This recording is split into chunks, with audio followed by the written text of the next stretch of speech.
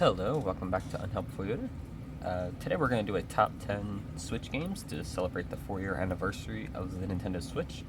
That was actually yesterday. I'm a day late, but whatever, that's fine. Uh, so real quick, we're going to go over what will and will not be included in this list, like just a vague outline of what type of games won't be included. And then talk about 2 games that probably could have made the list, but I haven't played them yet, so they won't be on the list. And then we're just going to speed run through the list. Quick, easy video. Let's go. So first, here's 2 examples. We have Xenoblade Definitive Edition and Rune Factory 4 Special. This is a 3DS port. Games like this, like the Wii U ports, will not be on this list. Bayonetta 2, Donkey Kong Tropical Freeze will not be on this list. Games like this, where they are remakes, can be on the list. So Xenoblade. In this case, I haven't played Xenoblade, and my wife has played Rune Factory 4. For what it's worth, she really enjoyed it. So if you like these kind of games, enjoy. But games like this will not be on the list. Games like this can be on the list. That's kind of what I'm going for. But neither of these are actually on the list because I haven't played either of them yet. I will be starting this one soon, though. Alright, the 2 games that are not on the list that I think would have made it are Luigi's Mansion 3. I have not gotten around to play it. I love the original. I played some of Dark Moon. It was good. I didn't finish it though, and I really want to play 3. I just haven't gotten around to playing it. I don't really have a reason why. And Astral Chains. I love Platinum Games. I love everything they make, and somehow I have not played this game yet. I don't know. One day I will pick it up and play it. I can't play everything, but I do my best. But I will play it. I'm almost positive it would have made this list. I love Platinum Games and the stuff that they do make, so it would have made the list, but it's not going to be on here. Alright, so into the actual list, we'll start with number 10, Mario & Rabbids Kingdom Battle.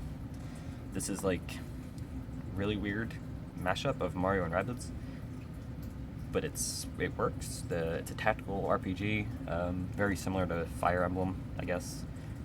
It's a really fun game. When I first heard they were making a Mario and Rabbids game, but this wasn't quite announced yet, it was kind of like rumors.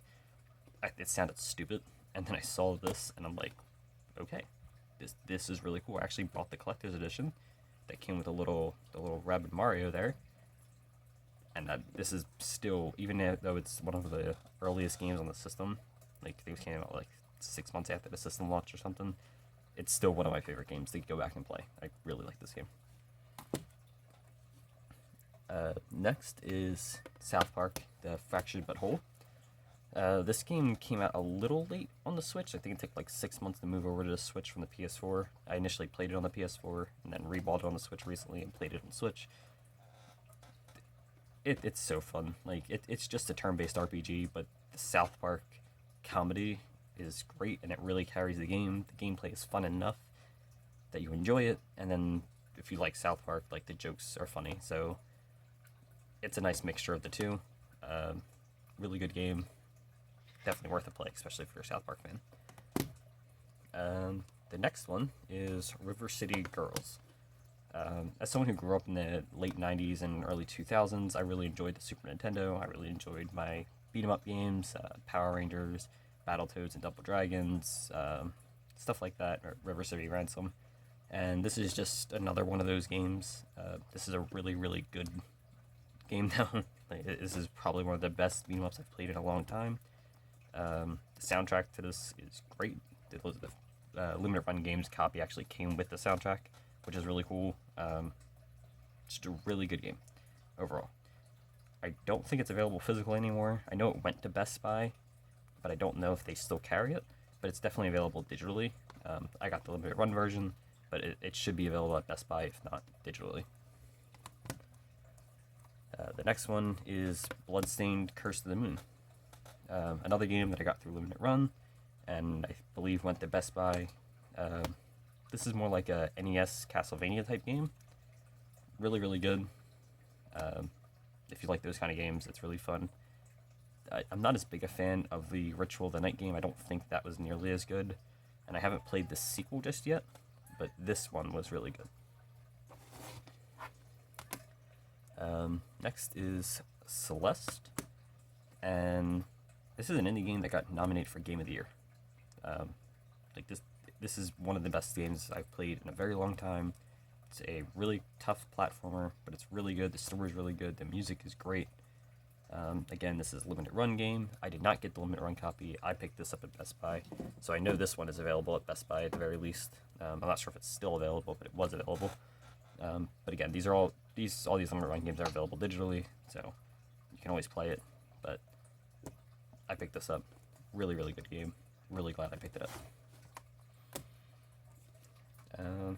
Next, we move on to some bigger Nintendo games. We'll start with Fire Emblem Three Houses. I really enjoyed this game. I like tactic RPGs, and it's not like super complicated. And I do like the school stuff. A lot of people complained about that, I've seen, but I really enjoyed it. The school stuff was nice. It was a nice change of pace, and the battles are fun. It's an overall fun game. If you like Fire Emblem, you like this game. If you haven't played Fire Emblem, try this game.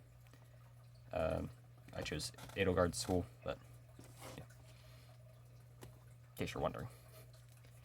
The next few picks are, well, they're still main titles, but you'll see.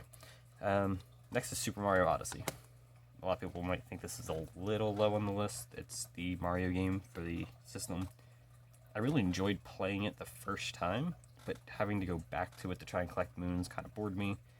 So while the game is really good and I highly recommend it, and the story, like the initial story through, is really, really fun, I didn't feel the need to collect all the moons.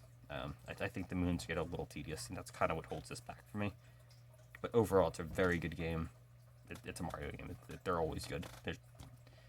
If this isn't on your top 10, like, I don't know why you have a Nintendo system. This is where I think people were going to complain, but whatever. Pokemon Sword and Shield.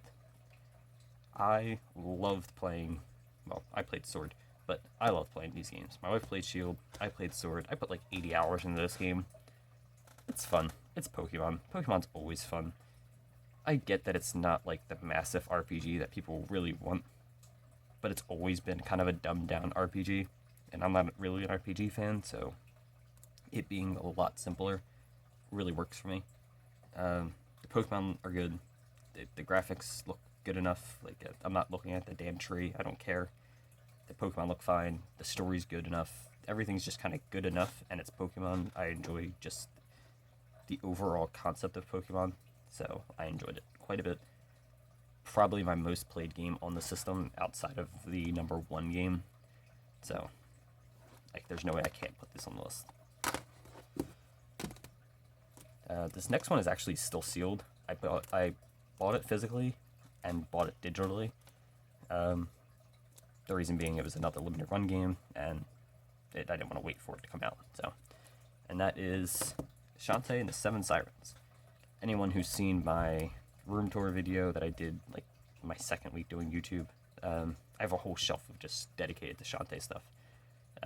With as many, I buy the collector's editions. I bought the collector's edition for this one. But I bought the game digitally when it first came out and waited, because I didn't want to wait for this physical copy to come in. It didn't come in until like Christmas a few months ago.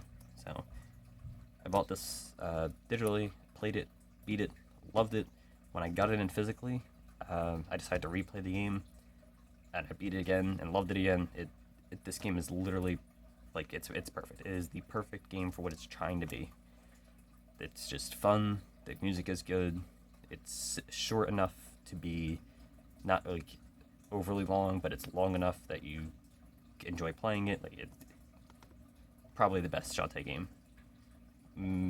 Probably, maybe. Pirate's Curse is really good too, but definitely one of the best Shantae games. That's actually #2, so this takes us to #1.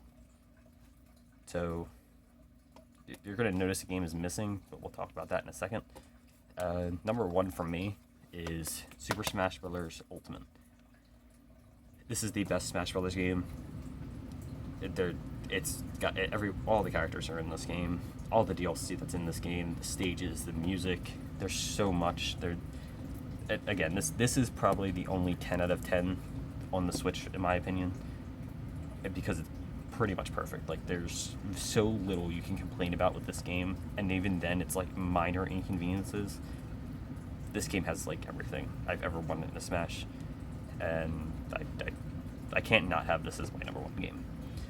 With one exception, which we didn't show on this list, and I'm going to talk about that now. And it's for a strange reason. So, Legend of Zelda Breath of the Wild. This is kind of like number 0 on this list, like right above 1. I wanted to include it, but I felt weird putting it on the list when leaving off things like Bayonetta and Donkey Kong and 3D World. Like, it's a really good game, and it launched with the Switch, but it's also a Wii U game. It was built from the ground up for the Wii U. This is the Wii U's Zelda, and they moved it to the Switch as a launch title. I feel like it's a little unfair to put this on the list and not some of the other ports, but I also couldn't not talk about this game. This is the best game on the Switch. This is the only other 10 out of 10.